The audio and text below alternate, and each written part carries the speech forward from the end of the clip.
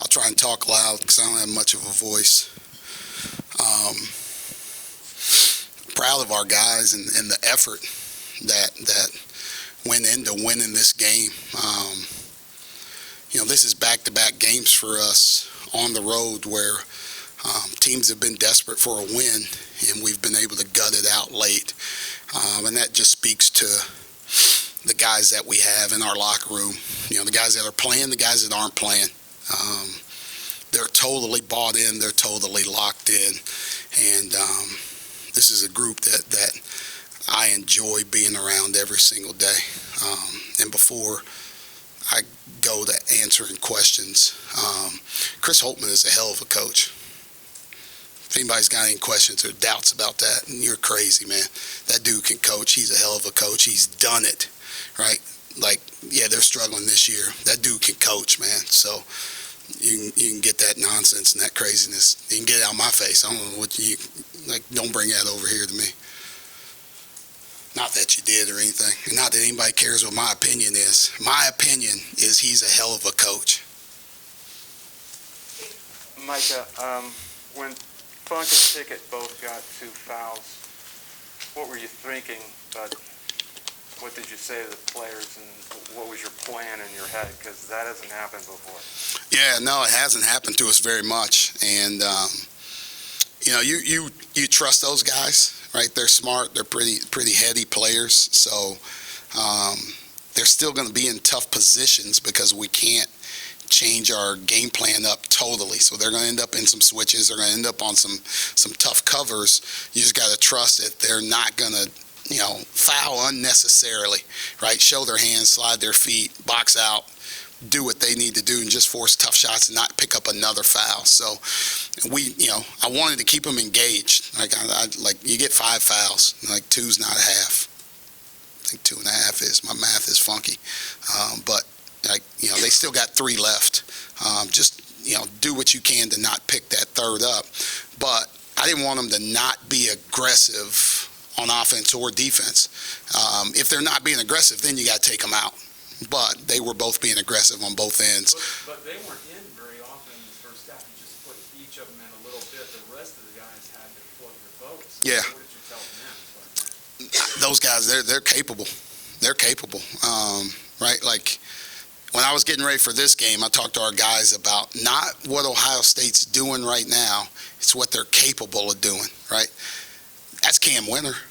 It's not what Cam Winter's capable, what he's doing right now. It's what he's capable of doing. That dude's a 1,600-point game scorer in his 4 years. He can get buckets. He hadn't done it consistently for us because he's not playing in the same way, but he had to slide over into that role, and he carried us. I thought Seth has always played pretty well against Ohio State. Him hitting some big shots, getting to the free throw line was big for us. They just steadied us. We needed somebody to help us hold on until we could get those guys back at full strength. But Winter, did the challenge, do you think, flipped his switch? Because he has needed to be flipped. Or did he just see the ball go in early on, or what? Could be a little bit of both. He has been challenged this year, and he's responded a lot. But he's just doing what we ask him to do. And we're trying to get him to be a little more aggressive offensively. And I think he's done that in the last few games. He didn't score much against Illinois, but having 14 at Minnesota and then, 18 tonight, it just gives you another weapon that people are thinking about, people got to worry about. Even when those guys come out, right? It helps me. Right now, I feel a little better giving Pickett a break in the first half, in the second half, because you know what he's capable of at any point in time. Pickett had your last 14 points in the final 7-15, and it was seemed like a different defender every time. Thornton, Sensabaugh, he was trying to, and maybe even McNeil. He took McNeil off the dribble. Just what is the comfort in knowing that if you put the ball in that guy's hands, that good things are going to happen down the stretch, I guess? That's the thing you have with him is, even when he's not playing at his best, right? I didn't think he was very good in the first half before he got his fouls. He can get it going at any moment. And, I haven't looked at the box score, but They went under a couple of times. He stopped behind, hit a three, which he's been doing, right? Which now, he's 2 for 2 from three. He was 5 for 9, I think, the other day, or 2 games ago. He's like 4 for 8. Like, it takes away ways that people can guard him. Now you're limited. You can only do so much, right? Like, I've coached a lot of basketball. There's only so many ways you can guard a ball screen. And him making threes eliminates one of them.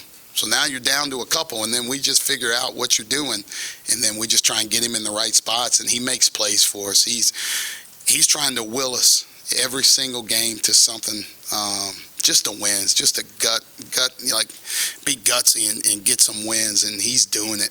And man, when you got a guy like that, like you just ride him as long as you can. School record 308 three-pointers, I think, is what you ended up with here at the end of the game. Just it's a perimeter team, but to accomplish that and to shoot it that well for the whole season, just your thought about that record? Just a combination of having really good shooters, but you got to have shooters that make shots. That's the biggest thing, right? We got more makers than shooters, and our guys are comfortable shooting it. They're comfortable taking tough shots. Seth Lundy is 4 for 8. Like, he's got to still be leading the Big Ten in threes. I think we're 1-2 with he and Funk in makes and percentage, right? Miles Dredd, who has struggled a little bit here recently, like even though he struggled, his numbers are still really good where you got to guard him. And now you put all those guys. Cam's gotten into a rhythm. He's making threes. Now what do? Right? You either got to come down and double pick it, or you let him play one-on-one because of those guys making shots. So I'm proud. It's awesome for us to set the school record for threes, but that's not our ultimate goal. It's just a byproduct of how we're playing and what we're doing. Ohio State had 1 turnover. Have you ever been a part of any game where a team had 1 turnover, and try to describe what it's like to have to play every possession of defense pretty much the whole time? Yeah. And that's how you hung on at the end, because you just kept having to do that. Pretty much did. Yeah, and we're not built that way to force turnovers, right?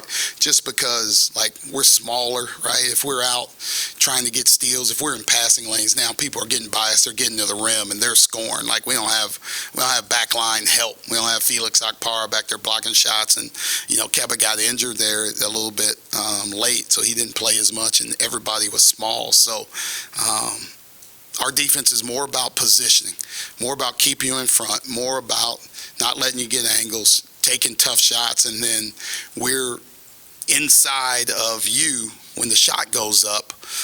So now we don't give up offensive rebounds, right? Like, you take out, they got 13, but they probably got 12 on the last possession. Felt like, but we haven't given up a lot of offensive rebounds as on a whole on the season, but we don't force a lot of turnovers. But for us to have possessions, we can't turn the ball over either. So another clean game from us, with 4, and I thought they did a good job of pressuring us, putting pressure on the perimeter, and our guys just handle it. So we're getting a shot every possession as well. Coach, I was just wondering if you could kind of expound further upon, obviously your defensive Coach Holtmann kind of elicited a strong response there to open up. What have you seen from him in terms of, what you respect about him to make you say something like that coming out here? I just for a long time, right, he's got a history of winning, right? I haven't even gotten through year 2. He has a history of winning built up everywhere he's been. And, some teams, you get to this point in the season. It's late February. I don't know what they've lost, 8, 9, something like in a row, right? Like, people are ready to quit at some point in time if you're not connected, if you're not playing for each other, if you're not playing for your coach, you're going to quit. Like, they haven't quit. They're still playing. They're still playing hard. That's the sign of a good coach. That's a sign of a team that's bought in. And that's what I'm seeing. That's what I'm seeing from them, from his team, and they're going to keep fighting. I know that much. You touched on Pickett and obviously what he gave you, scoring 14 straight down the stretch like that. When you look at just in general, how this game went in those final minutes, do you see the difference between a team that had lost 8 straight and a team that had just won a game on the road where it had to claw back? I think there was a little bit of belief, right? with us having just gone on the road and having to make tough plays to win it down the stretch. We haven't done that very much on the road, right? It takes one to get confidence. So now, like, you get to that point in time, our guys start to feel a little confident. On the other side, the same thing, right? If things don't go well, then your mind starts to drift about, oh man, is this going to be the same thing, right? Like, those are things that you're thinking about. I go back, this has nothing to do with us or Ohio State, but I just remember talking to Al Horford it was a game 7 and on the sidelines, and we ended up like pulling away from a team in the game 7. And he was telling me that, like, at this point in time in the game, it was still like the third quarter.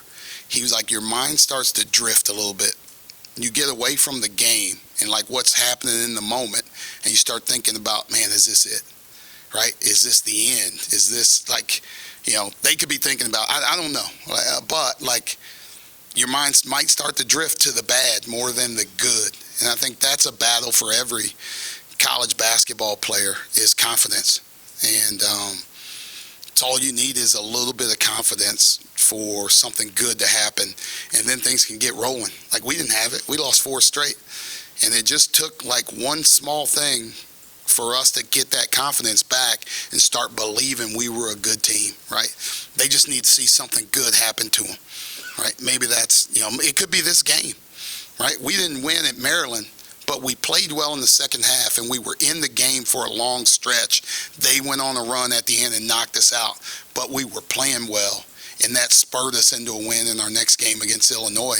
This could be the game for them, right? They felt like they played hard, they played together, they were in it until the end. This could be the one that flips it for them, and now they win a few in a row going into the Big Ten tournament. Coach, only 9 minutes for Jalen Pickett in the first half. How much of that fresh leg mentality was it? How big and important was it to have him fresh legs in that second half where he dropped 21 points when he usually averages 35 plus a game? I don't know if that dude gets tired. I literally, like, he plays like 28 minutes for him is like a vacation. Like, the dude plays so much. He leads, I don't know if he leads the country, but it's probably close. And he just doesn't get tired. He doesn't wear down. There's probably only maybe one game I can think of.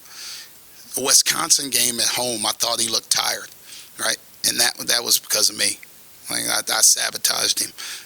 But I thought he looked tired in that game. At no point in time in any of I can't do the math, but all these games that we played in 2 years, have I thought that he's ever looked tired at the end. And part of that's the work that he does on his body after games, right? He's in the training room with Justin. He's in the weight room with Greg, preparing himself to play that many minutes, to play that physical for that many minutes on both ends of the court, right? He's not like, he's guarding Justice Suing for most of the game. He's not shying away. We're not putting him on the water boy in the corner somewhere. He's guarding real people. He's scoring the ball. He's rebounding. I was tired running from our bench back to the locker room. I was gassed. Couldn't even talk to our team. I had to take a breath, take some water. And this dude is, he can play all day. Thank you, guys.